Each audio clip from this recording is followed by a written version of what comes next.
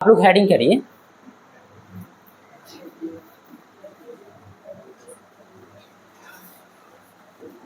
Redistribution of charge.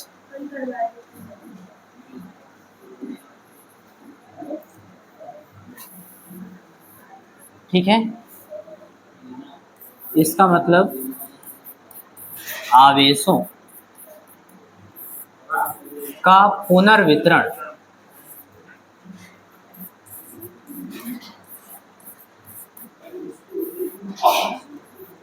आवेशों का पुनर्वितरण, ये हम लोग पढ़ने वाले हैं।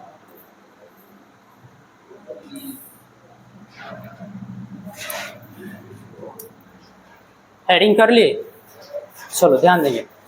हम सपोज कर रहे हैं कि हमारे पास दो चालक गोले हैं। क्या हैं?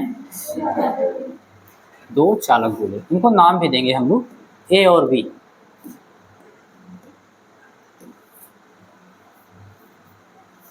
मान लेंगे ये चालक गोला ए है और ये बी।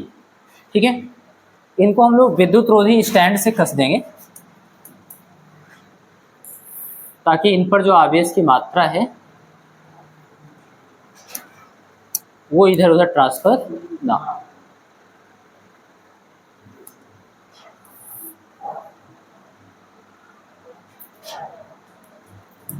ये हो गया आपका इंसुलेटर स्टैंड। यहाँ तक बात समझ में आ गई। दो चालक गोले ए और बी, उनको इस इंसुलेटर स्टैंड पे आपने क्या किया? कस दिया इस तरीके से। चलो, दो फिगर का काम रहेगा इसलिए यहीं से बना ले रहे हैं। हम अभी इसकी बात कर लेते हैं। ये फिगर फर्स्ट है।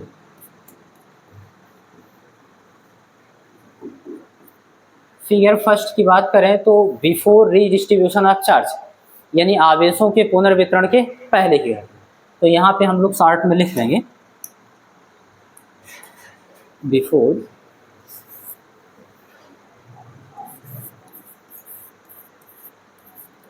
रीडिस्ट्रीब्यूशन,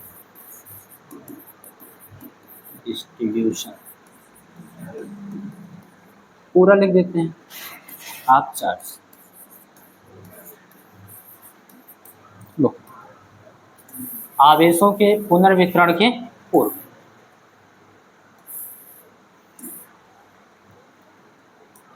ये आपका था फर्स्ट फिगर। बात समझ में आ गई? ठीक है, चालक गोला ए और बी है आपके पास, तो चालकीय गोले का जो धारिता होगा वो तो फिक्स होगा। मान लीजिए आप कुछ भी, हम सपोज कर लेंगे कि इसकी जो धारिता है वो C1 है। कितना है बेटा? C1। और इसकी जो धारिता है वो C2।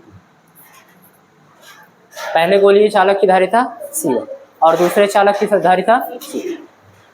अब सपोज करिए कि आप पहले चालक गोले को आवेश Q1 देते हो।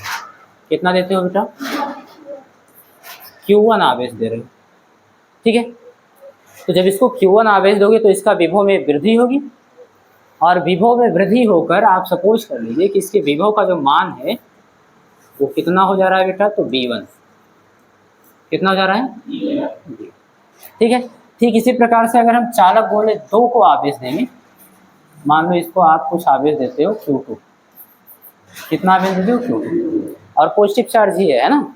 ठीक है, तो आवेश देने से इसका विभव क्या होगा? बढ़ जाएगा। क्यों? क्योंकि हम लोग जानते हैं B इज डायरेक्टली प्रोपोर्शनल। ठीक है ना, तो इसका विभव क्या होगा? बढ़ जाएगा।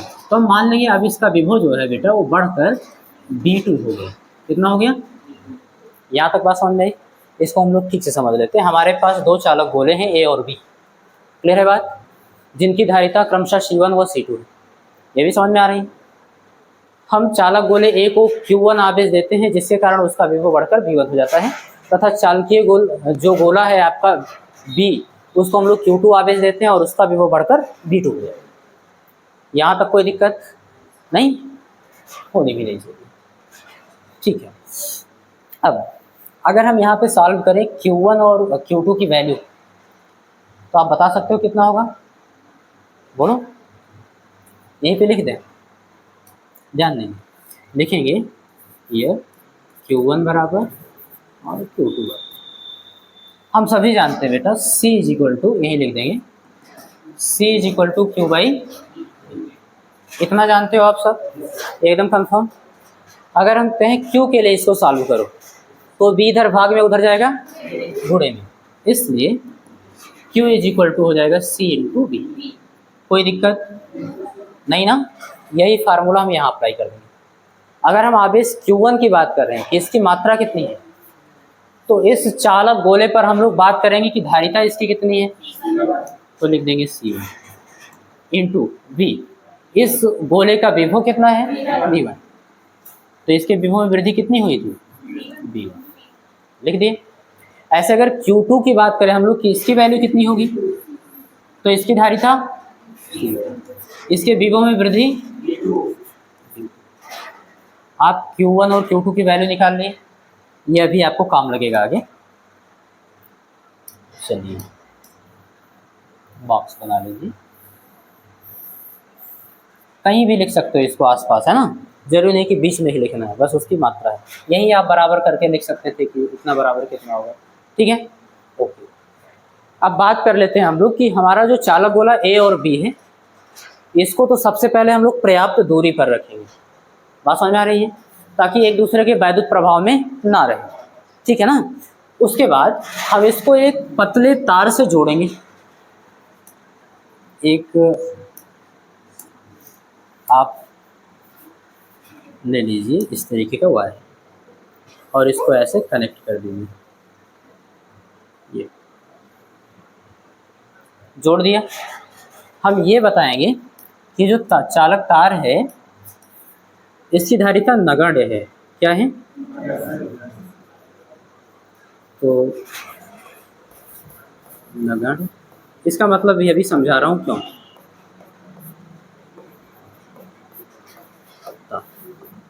और कौन सा तार, चालक तार, बात समझ में आ रही है। ऐसा इसलिए कहा जा रहा है ताकि इनकी धारिता पे जब हम लोग संयुक्त धारिता निकालें तो उस पर कोई प्रभाव ना पड़े, ये अपने अंदर आवेश को स्टोर ना करे, बात समझ में आ रही है।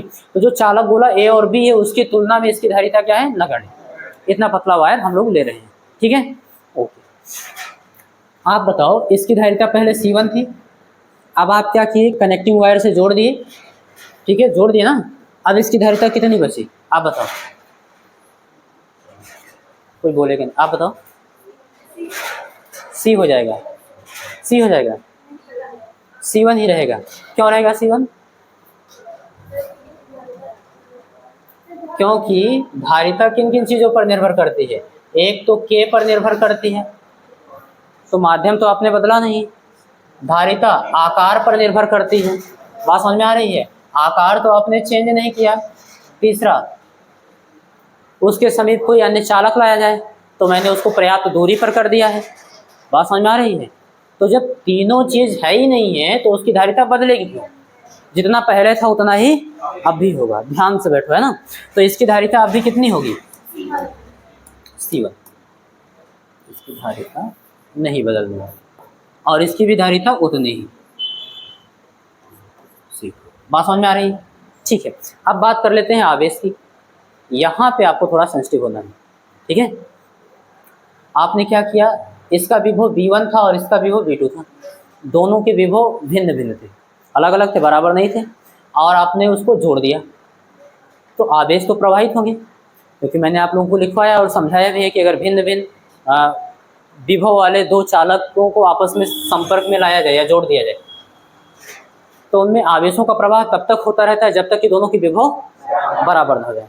तो ये बात तो फिक्स है कि जब तक इन दोनों के विभव बराबर नहीं हो जाएंगे तब तक आवेश का प्रवाह होगा, ठीक है।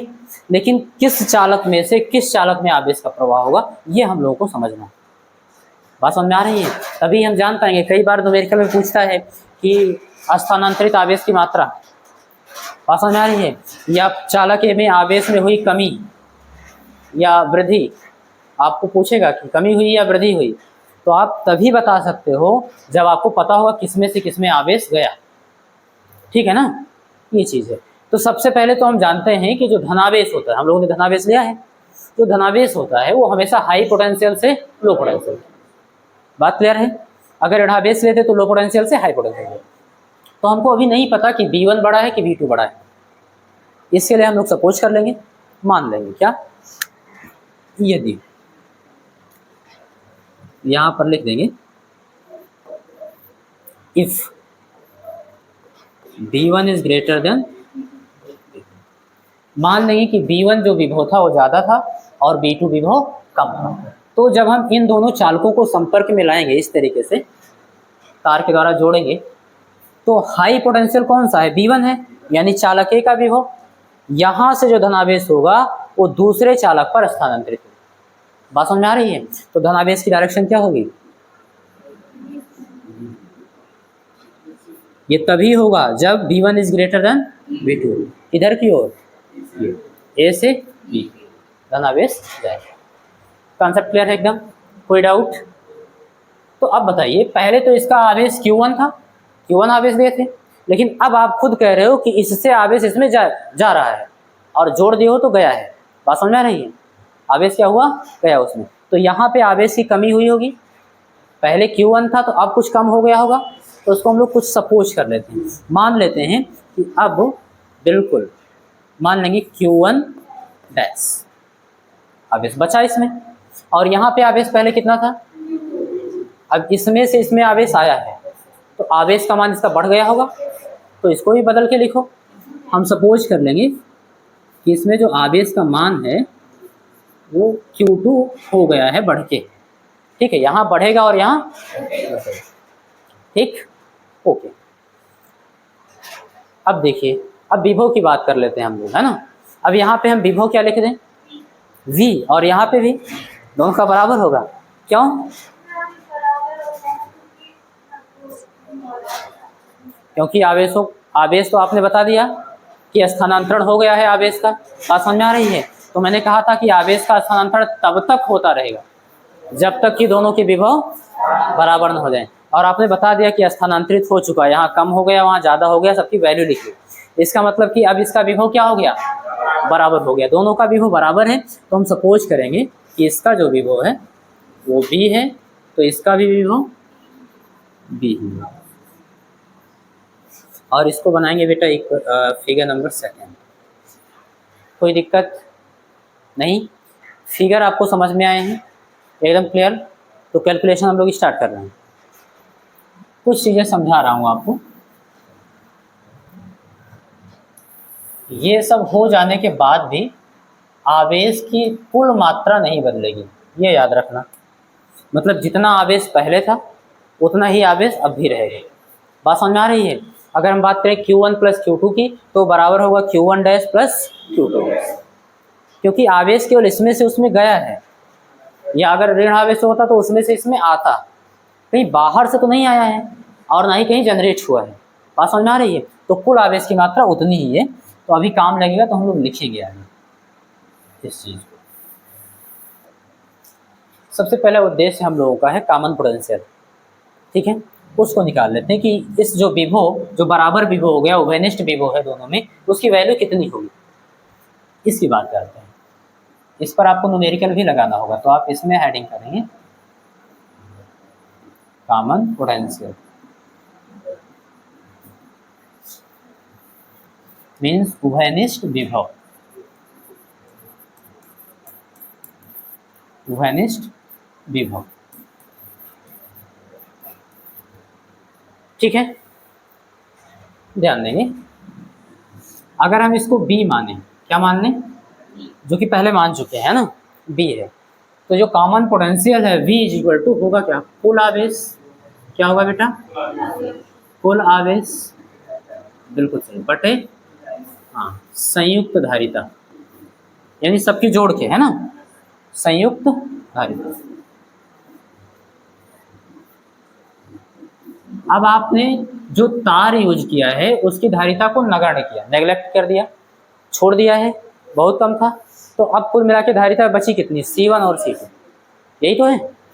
तो यहाँ पे हम लोग कुल आवेश की बात करते हैं,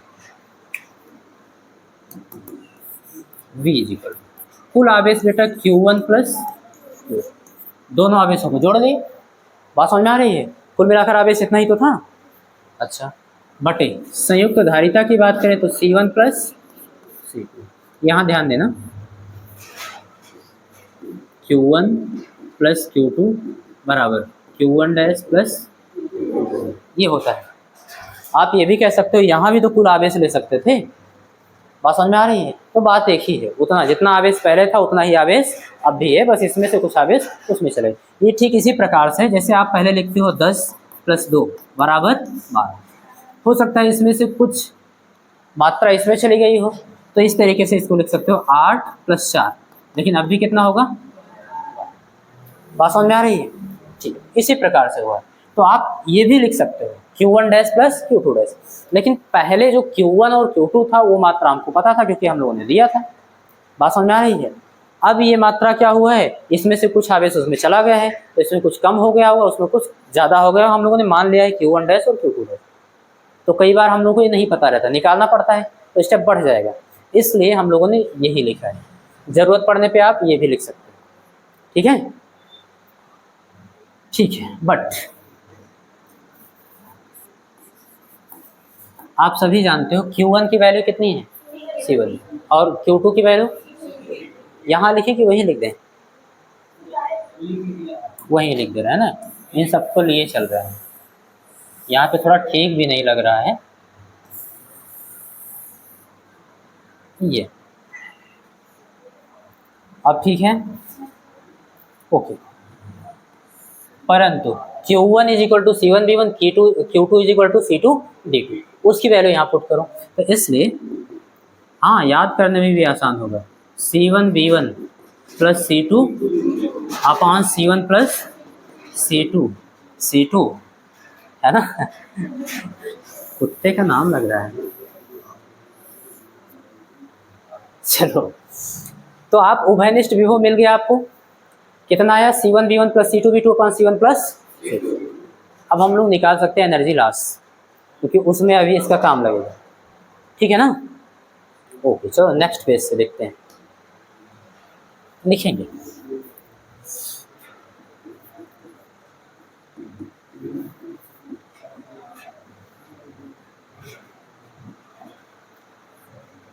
एनर्जी लॉस मीन्स ऊर्जा हानि।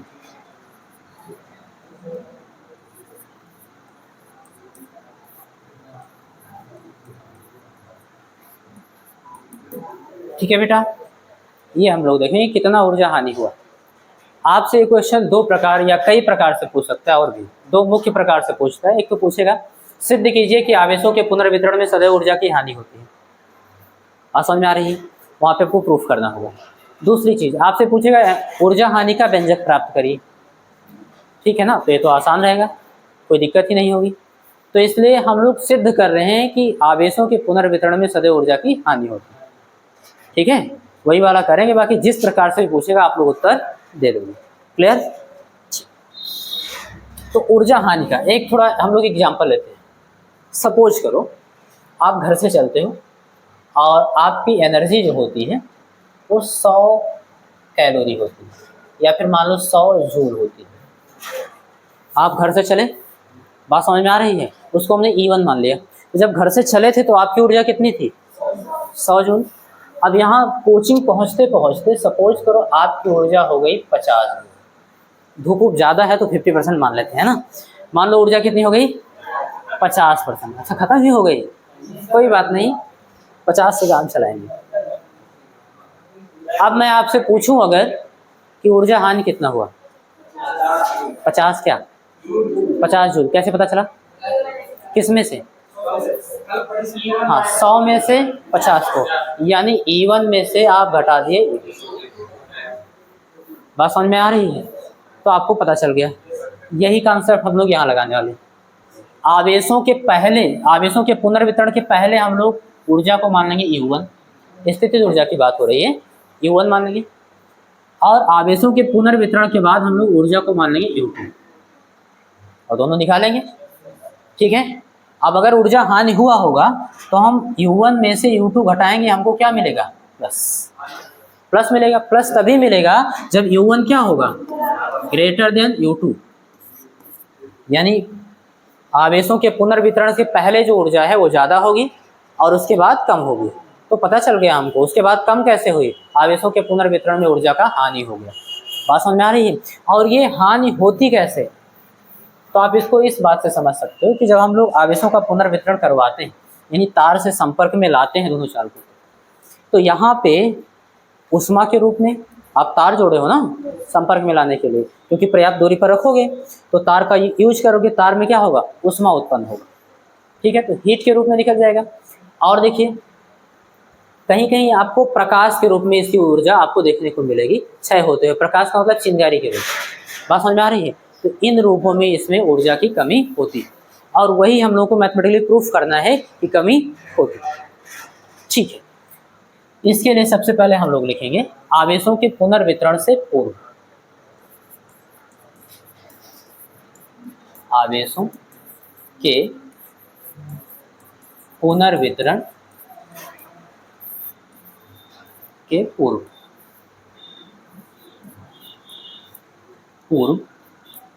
ध्यान देना बेटा, चालक ए एंड बी की ऊर्जा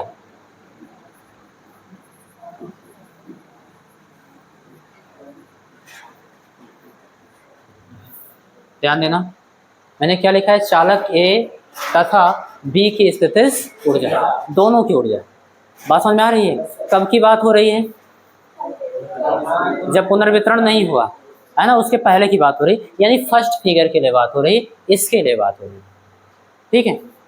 दोनों चालकों की स्थिति ऊर्जा, उसको हम U1 मान रहे हैं, तो इसकी भी स्थिति ऊर्जा लेंगे और इसकी भी स्थिति ऊर्जा लेंगे, दोनों को जोड़ देंगे, ठीक है। लिखेंगे यहाँ पर ऊर्जा, उसको मानेंगे U1 और U1 बराबर होगा क्या बेटा, UA प्लस UB। बात समझ में आ रही है? ये यहाँ UA होगा क्या, चालक ए की स्थिति ऊर्जा, चालक ए की स्थिति ऊर्जा, और उसका फार्मूला क्या होता है बेटा, हाफ CV स्क्वायर, यही तो होता है, हाफ CV स्क्वायर, ओके। चालक ए आपका यही है, UA इसी का निकाल रहे हो स्थिति ऊर्जा, आप बताओ कितना होगा बेटा, फार्मूला मैं बोल दे रहा हूँ, फार्मूला होता है हाफ CV स्क्वायर। अब मैं इस चालक की स्थिति ऊर्जा UA निकाल रहा हूँ, उसकी वैल्यू कितनी होगी, आप बताओ,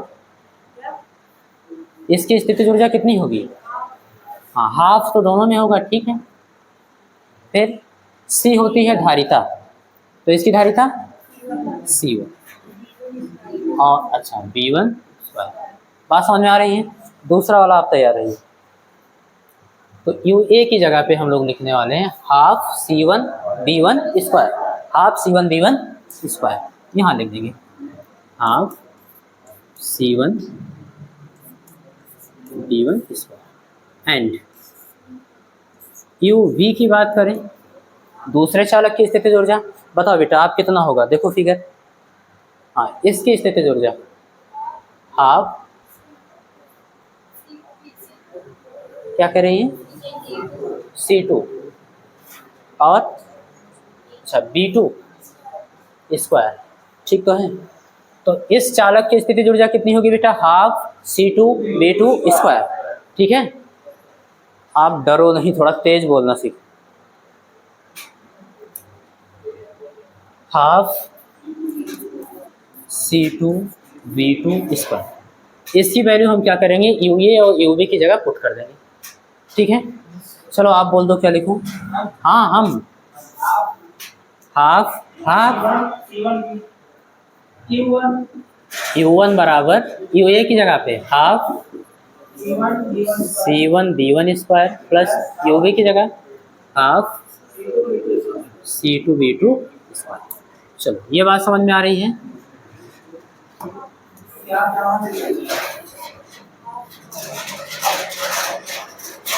कर ले रहे हैं। चलो अगला स्टेप देखिए बेटा, हम लोग लिखेंगे इसलिए U1 बराबर, U1 है क्या, आवेशों के पुनर्वितरण के पूर्व चालक AB की स्थिति जोड़, तो हाफ तो कॉमन हो गया, बचा क्या? राजवीर बोले। C1 B1 square plus plus के बोले हमारे मामा प्लस, अब 3 जने मिलकर बताए बोलना है C2 B2 स्क्वायर। बात समझ में आ रही? तो ये स्थिति जुड़ जाती आवेशों के पुनर्वितरण के पूर्व, चालक ए और बी। ठीक है, इसको इक्वेशन बना लिया जाए, बना लो। इसको हम लोग बनाएंगे इक्वेशन नंबर फर्स्ट। अभी तक कोई क्वेश्चन नहीं बनाया ना? अब नहीं बनाओगे तो कब बनाओगे? चलो ठीक है, अब हम लोग लैंग्वेज लिखेंगे आवेशों के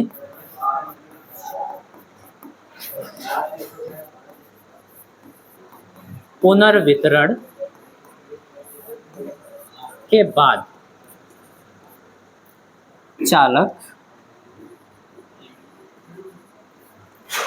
ए एंड बी की स्थितिज ऊर्जा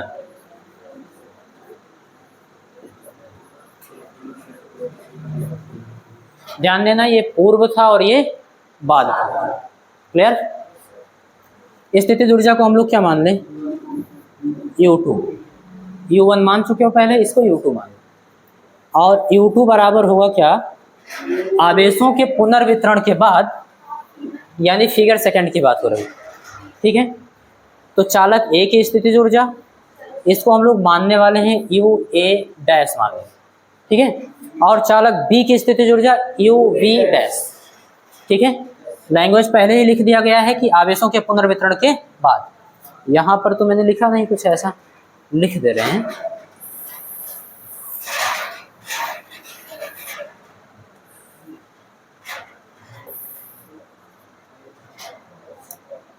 ये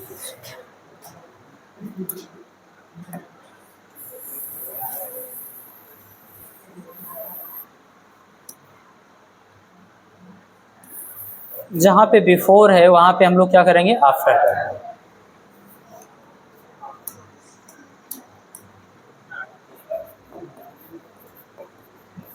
आफ्टर रीडिस्ट्रीब्यूशन ऑफ चार्ज।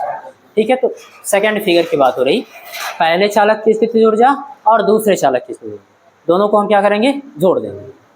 ठीक है, तो पहले चालक की स्थितिज ऊर्जा को मान लेंगे UA डैश। ठीक है, और प्लस UB डैश।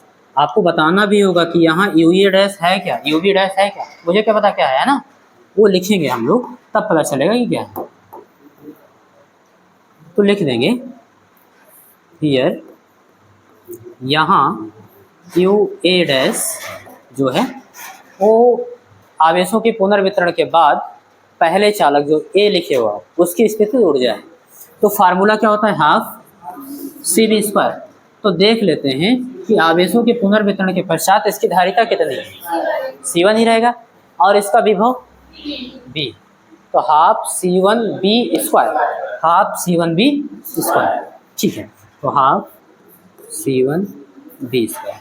ऐसे ही हम अगर बात करें UB डैश की, तो उसकी वैल्यू कितनी होगी? Half C2B square. बात समझ में आ रही है? ये हो जाएगा, वैल्यू यहाँ पुट करेंगे, प्रशांत करेंगे। बोलो भैया, U2 है, ध्यान दो। Half C1B square plus half C2B square. हमको आरपी वालों पर थोड़ा संदेह हो रहा है, ये जब भी बात करते हैं ऐसे करते हैं। तुम पर क्या हो रहा है संदेह? अब वो तुम समझ रहे हो, half C1B square plus half C2B square. बात समझ में आ रही है? जब भी बात करो आप खुले, है ना, औरतों की तरह क्यों बतियाते हो? चलो, यहाँ से कुछ कॉमन ले सकते हैं। अरे बी भी, हाँ, हाफ B स्क्वायर, दोनों को कर सकते हैं। चलो देखते हैं क्या मिलेगा हम लोगों को। कुछ नहीं मिलेगा? अरे कुछ नहीं मिलेगा तो इतना मेहनत क्यों कर रहे हैं? कुछ तो मिलेगा, देखो U2 हाफ कॉमन करेंगे, बात समझ में आ रही है, और बी स्क्वायर भी कॉमन करेंगे, अंदर क्या बचेगा प्लस सी। हाँ कर तो लिए है ना, देखो बी स्क्वायर पीछे लिख दिए आसानी के लिए, क्योंकि बी क्या है संयुक्त विभव, वो कॉमन पोटेंशियल यानी कि उभयनिष्ठ विभव, तो उसकी वैल्यू हमको यहाँ पुट करनी होगी, है ना, और ये हम जानते हैं भली भांति। बट जो B है कॉमन पोटेंशियल, अभी हम लोगों ने प्रूफ किया है कि C1 B1 plus C2 B2 upon C1 plus C2, यही तो प्रूफ किए हो, देखो ये C1 B1 plus C2 B2 upon C1 plus C2, ये क्या है कॉमन पोटेंशियल उभयनिष्ठ विभव, इसकी वैल्यू। तो वहीं पे हम लोग क्या करेंगे, जहाँ पे बी स्क्वायर लिखा है तो बी की जगह हम ये पुट कर देंगे और इस पूरे का हो जाएगा होल स्क्वायर, है ना। तो आप तैयार रहिए, अब आप देखते जाइए पहले, अभी U2 की वैल्यू हम लोग को नहीं मिला है बढ़िया से, ठीक है, सरल करके लिख लेंगे। तो U2 is equal to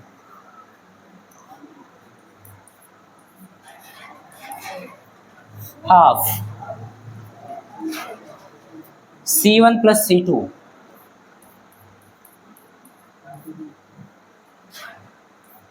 C1 plus into b square, b की जगह हम ये लिखेंगे तो इस पूरे का स्क्वायर होगा, तो अंश का भी स्क्वायर होगा और हर का भी स्क्वायर होगा, तो लिख सकते हैं C1 B1 plus C2 B2 का होल स्क्वायर और बटे C1 प्लस C2 का होल स्क्वायर। बात समझ में आ रही है?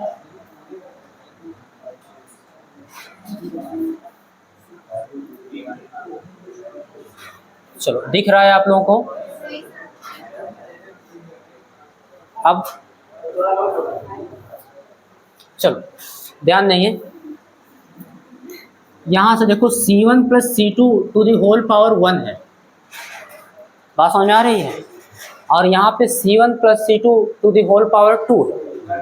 इसको हम लोग इस तरीके से लिख सकते हैं C1 plus C2 into C1 plus, तो एक C1 प्लस C2 से एक C1 प्लस C2, इसको हम लोग ऐसे बोल सकते हैं कि C1 प्लस C2 से इसका स्क्वायर। समझ में आ रहा है? अगला स्टेप देखिए, इसलिए बचेगा क्या, तो Q2 इज इक्वल टू अंश का गुणा अंश में, एक का गुणा इसमें करेंगे तो C1 okay C1 B1 plus C2 B2 का होल स्क्वायर अपॉन हर का गुणा हर में 2 इंटू C1 प्लस C2 का होल स्क्वायर। अच्छा नहीं है इसका, वो तो कट गया है ना, यहाँ तक बात समझ में आई? ओके, इसको हम बना लेंगे इक्वेशन नंबर सेकेंड, बनाइए।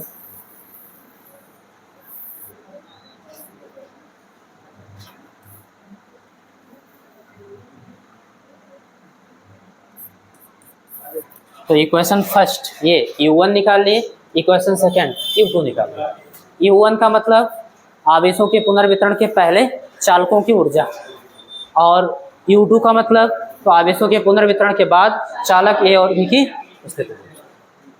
ठीक है, अब आपको निकालना है ऊर्जा ह्रास।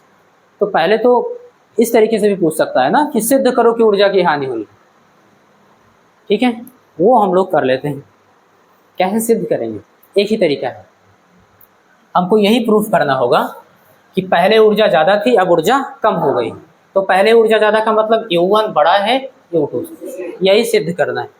इतना सिद्ध कर लिए तो कंफर्म हो जाएगा कि पहले ऊर्जा ज़्यादा थी अब ऊर्जा कम है, यानी ऊर्जा की हानि हुई। कैसे करेंगे? एक तरीका है, आप ऊर्जा अंतर निकालिए, बात समझ में आ रही है, दोनों में ऊर्जा अंतर निकालिए और तभी आप ऊर्जा ह्रास निकाल पाओगे। कमी कितना हुआ, बड़े में से छोटे को घटाएंगे। जो मैंने एग्जांपल लिया था 100 जूल और 50 जूल, तो आप बड़े में से छोटे को घटाए थे तो पता चल गया था कितनी ऊर्जा हानि हुई। अभी हम लोग को नहीं पता कि कौन सा बड़ा है कौन सा छोटा, उसके लिए हम लोग क्या करेंगे, मान लेंगे, पहले ही मान लेंगे कि U1 बड़ा है U2 से। और मानने के बाद ऊर्जा का अंतर निकाल लेंगे, बड़े में से छोटे को हटा देंगे, यानी U1 माइनस U2। अब आपने सही माना था या गलत वो यहाँ पता चल जाएगा। अगर प्लस आ गया तो आप सभी जानते हो बड़ी संख्या में से छोटी संख्या को घटाते हैं तो धनात्मक आता है। जैसे हम लोग 5 में से घटा दें 4 को, कितना आएगा बेटा? +1। अगर मैं कहूँ 4 माइनस 5, बात समझ में आ रही है? तो जब बड़े में से छोटे को घटाए तो धनात्मक मिला, और अगर प्लस आया तो प्रूफ हो जाएगा कि U1 बड़ा है U2 से, यानी हम लोग सही माने थे, और प्रूफ हो जाएगा कि ऊर्जा हानि हुई। और अगर यहाँ माइनस आ गया तो इसका मतलब U2 बड़ा, यानी ऊर्जा में वृद्धि हुई, ऊर्जा हानि नहीं हुई। बात समझ में आ रही है? आएगा प्लस ही, देखते हैं आप। तो इसके लिए प्रूफ करने के लिए हम लोग को करना क्या है, उसके लिए हम लोग लिखेंगे, माना U1 is greater than U2। हम लोगों ने सपोज कर लिया पहले ही U1 बड़ा है और U2 छोटा है। लैंग्वेज क्या लिखेंगे? लिखेंगे तब ऊर्जा हानि।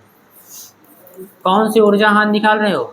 आवेशों के पुनर्वितरण में, है ना? लिख दे रहा हूँ पूरा लैंग्वेज। तब आवेशों के पुनर्वितरण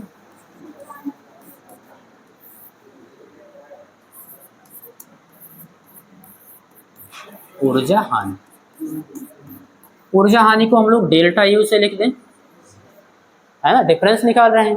चलो, और बड़े में से छोटे को हटाएंगे, है ना? पहले जितना था U1 था, ये बड़ा U1 में से क्या किया? U2 घटाया। बात समझ में आ रही है? अब कैलकुलेशन करो। कैलकुलेशन तो अभी स्टार्ट हुआ, अभी तक तो हम लोग U1 U2 निकाल रहे थे, ठीक है? और अब देखेंगे प्लस आता है कि माइनस, वहीं पे डिसाइड हो जाएगा क्या होगा, ठीक है? वैल्यू रखेंगे। U1 की वैल्यू इक्वेशन फर्स्ट से पुट करो, वहाँ हाफ लिखेंगे क्या? Half C1 B1 square plus C2 B2 square. बात समझ में आ रही? इतना ही तो था U1 की वैल्यू।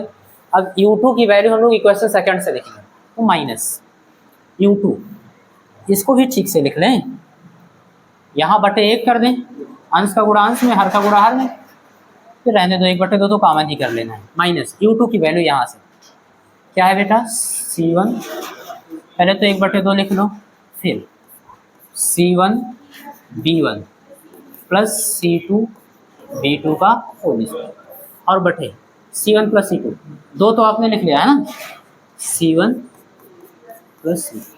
यहाँ तक किसी बच्चे को कोई दिक्कत नहीं है? कंफर्म हो? ठीक है। 1/2 यहाँ भी, 1/2 यहाँ मैं कॉमन कर रहा हूँ। जैसे ही कॉमन करोगे यहाँ बटे 1 बचेगा, ध्यान देना।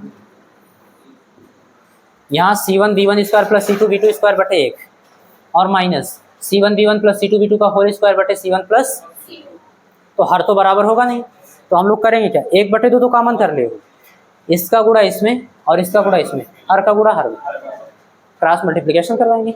तो C1 प्लस C2 का गुणा इसमें करवा रहे हैं, बताइए करें? तो यहाँ लिखेंगे C1 प्लस C2 और into C1 B1 square plus C2 B2 square. बात समझ में आ रही है? ओके।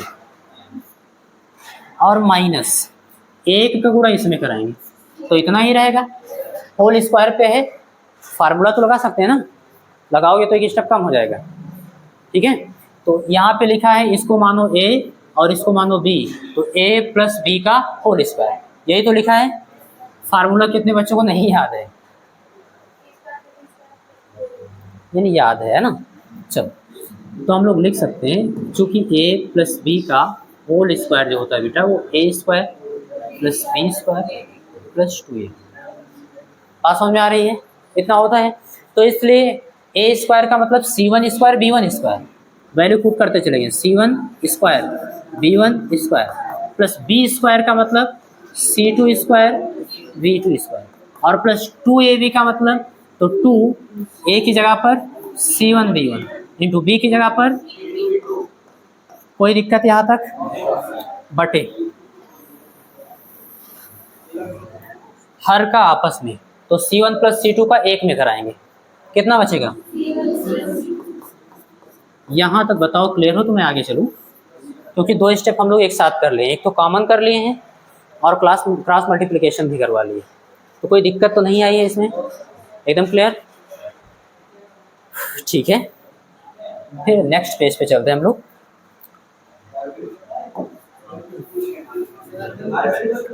बोलो अरविंद।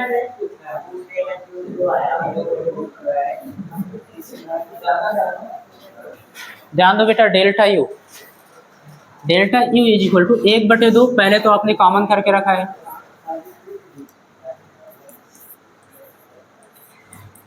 हाफ।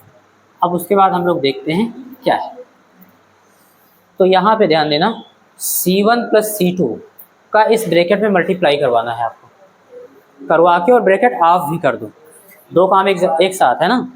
तो C1 का इसमें होगा, पहले C1 का प्रत्येक टर्म में कराओ, फिर C2 का करा लेना। तो C1 का जब इसमें कराएंगे तो C1 स्क्वायर B1 स्क्वायर, और यहाँ C1 इंटू B2 और इंटू मतलब C1 C2 B2 स्क्वायर, यही तो होगा। चलो देखते हैं, तो C1 स्क्वायर B1 स्क्वायर, यहाँ बचेगा बेटा C1 square B1 square plus C1 का गुणा कराने वाले हो आप C2 इंटू B2 स्क्वायर, यही तो जब इसमें आप गुणा कराओगे तो C1 C2 क्या होगा बेटा, C1 इंटू C2 और इंटू B2 स्क्वायर। यहाँ तक बात समझ में आ गई? आपने C1 का दोनों में गुणा करा लिया, अब हम C2 का दोनों में गुणा कराएंगे, तो जब पहले टर्म में कराओगे तो C1 C2 B1 स्क्वायर, बात समझ में आ रही है, और दूसरे टर्म में कराओगे तो C2 का C2 स्क्वायर B2 स्क्वायर, ठीक है। तो यहाँ पर ध्यान देना, हम पहले करवाने वाले हैं C1 का C2 का C1 B1 स्क्वायर और प्लस C2 B2 स्क्वायर, इसमें आप गुणा करवा लो वाले C2 करवाइए। C2 का इसमें कराएंगे तो कितना मिलेगा, प्लस C1 C2 और इंटू B1 स्क्वायर, बात समझ में आ रही, केवल गुणा भाग है। अब C2 का इसमें गुणा कराइए plus C2 square B2 square, ध्यान रहे गलती ना हो, यहाँ तक बात समझ में आई, गुणा हो गया। अब यहाँ पे क्या था, माइनस ही तो है, चलो हाईलाइट कर दे रहा हूँ माइनस, और उसके बाद था ब्रैकेट, आपने इन दोनों का गुणा करा लिया, माइनस था, उसके बाद ब्रैकेट आप करोगे तो अंदर के साइन बदल जाएंगे। देखो C1 square B1 square plus का था, बाहर आएगा minus C1 square B1 square, तो minus C1 square B1 square. उसके बाद फिर देखो बातचीत नहीं, ये भी प्लस का था C2 स्क्वायर B2 स्क्वायर, ये भी माइनस का, minus C2 square B2 square, और फिर देखिए प्लस 2 ये भी था, यानी प्लस, हाँ तो माइनस कर देंगे, -2 C1 B1 C2 B2, तो -2 C1 B1 C2, चलो भैया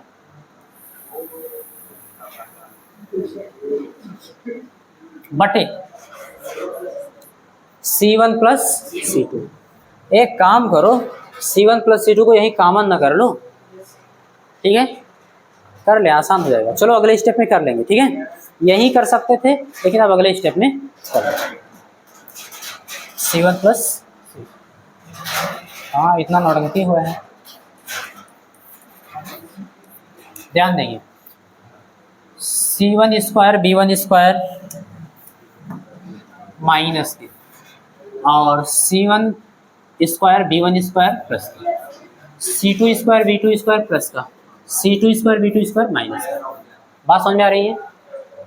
यहाँ पे देखो जो बचे हैं उसमें C1 C2 यहाँ भी है, C1 C2 यहाँ भी है, और C1 C2 यहाँ भी है, तीन ही टर्म बचे हैं, तीनों टर्म्स में C1 C2 है, तो अंश से हम C1 C2 कॉमन कर रहे हैं, करें, और हर में C1 प्लस C2 इसको भी बाहर कर लो। अगला स्टेप देखो बेटा,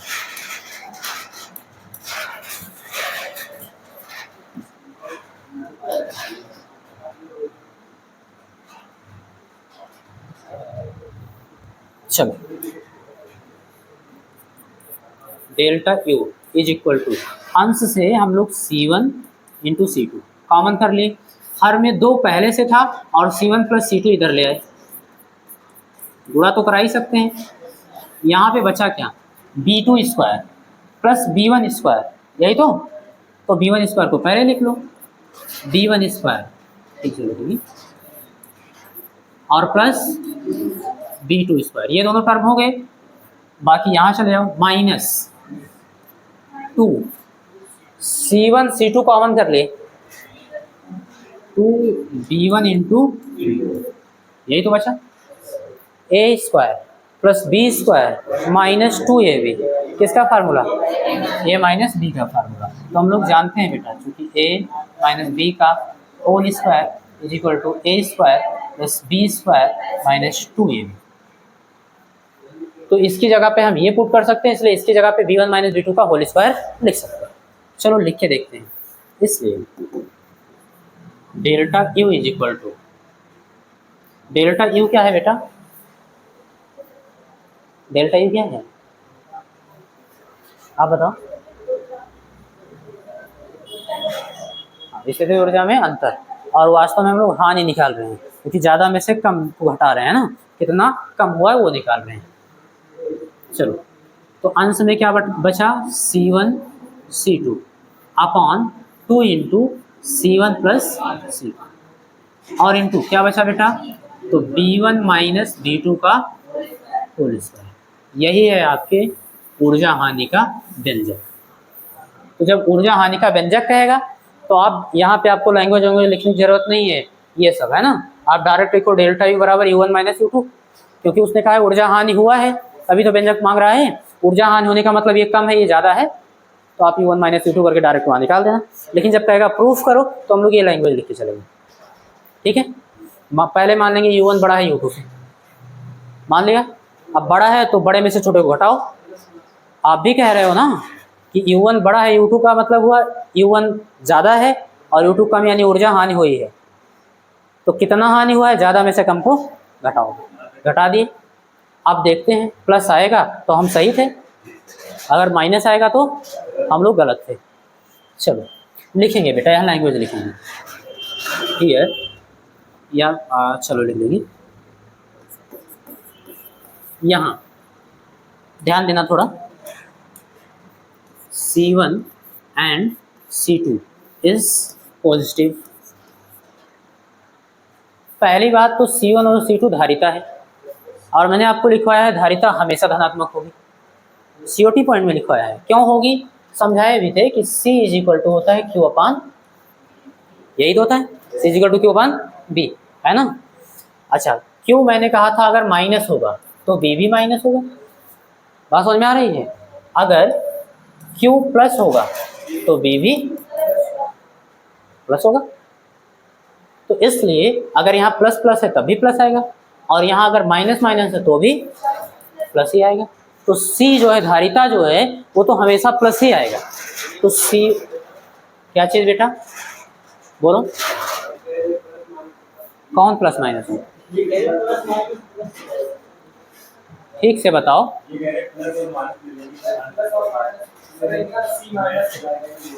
प्लस माइनस ले लो, यहाँ पे 0 हो जाएगा, बराबर होगा, ठीक है। और मान लो अगर आप ऐसा कुछ कहना चाह रहे हो कि हमारे पास कुछ आवेश तो प्लस में है और कुछ माइनस में है, बात समझ में आ रही है। +5 कूलम -3 कूलम, तो एडिटिविटी आप चार्ज योज्यता से आप जोड़ लो, कुल मिला के कितना है, नेट आवेश कितना है, तो बड़ी संख्या का चिन्ह प्लस, 5 में से 3 जाएगा 2 कूलम, या तो प्लस होगा या तो माइनस होगा, बात समझ में आ रही है, ठीक है। तो आप कह सकते हो कि यहाँ पे C1 और C2 क्या है, धनात्मक होगा। भैया अब है ये दोनों धनात्मक हो गए, बात क्लियर है। 2 तो पहले से धनात्मक लिखा है, और धनात्मक संख्याओं को जोड़ोगे तो भी धनात्मक होंगे, यानी इधर का पूरा पार्ट धनात्मक। अब बात करते हैं इसकी। हाँ, ये संभव है कि विभव v1 माइनस v2 जो लिखा गया है, बात समझ आ रही है, ये ऋणात्मक हो सकता है। कब? जब v2 क्या हो, बड़ा हो v1 से। छोटे में से बड़े को घटाओगे तो माइनस आएगा, लेकिन इसका वर्ग किया गया है। क्या किया गया है? और कोई भी ऐसी संख्या बताओ जिसका वर्ग करने पर ऋणात्मक मिलता, पॉसिबल है? नहीं, नहीं है ना, कोई ऐसी संख्या वास्तव में तो नहीं है। ठीक है, तो इसलिए हम लोग लिखेंगे तथा v1 माइनस v2 का होल स्क्वायर। ये भी क्या होगा बेटा? पॉजिटिव ही होगा। ये भी क्या होगा? पॉजिटिव होगा। क्यों? किसी संख्या का वर्ग कभी ऋणात्मक नहीं होता। तो लिख देंगे चूंकि n square does not equal to minus, n क्या है? कोई भी संख्या है, ठीक है ना, तो कभी ऋणात्मक नहीं होता। तो जब ये पूरा धनात्मक हो गया और ये भी पूरा धनात्मक हो गया तो कुल मिला के डेल्टा यू क्या हुआ? धनात्मक हो गया ना। अच्छा, अतः क्या ऐसे लिख दो, देन तब delta u is equal to, बस जैसे ही इतना लिखें, बात समझ आ रही है, तुरंत आप लिखोगे, स्पष्ट है।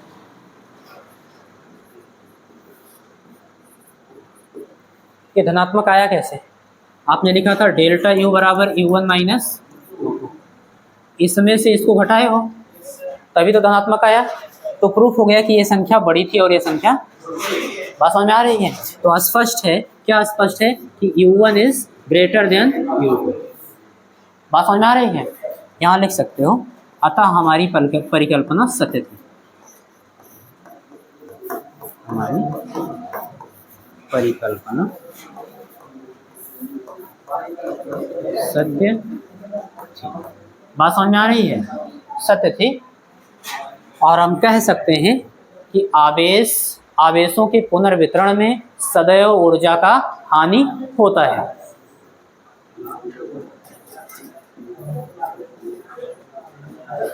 आवेशों के पुनर्वितरण में सदैव, क्या लिखेंगे बेटा? हमेशा ऊर्जा हानि होती। बात समझ में आ रही है?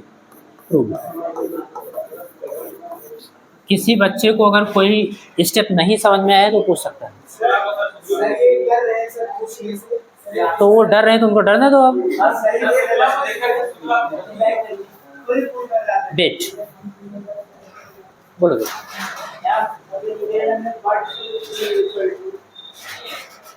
But b is equal to C1 B1 plus C2 B2 upon C1 plus C2। कहाँ थे?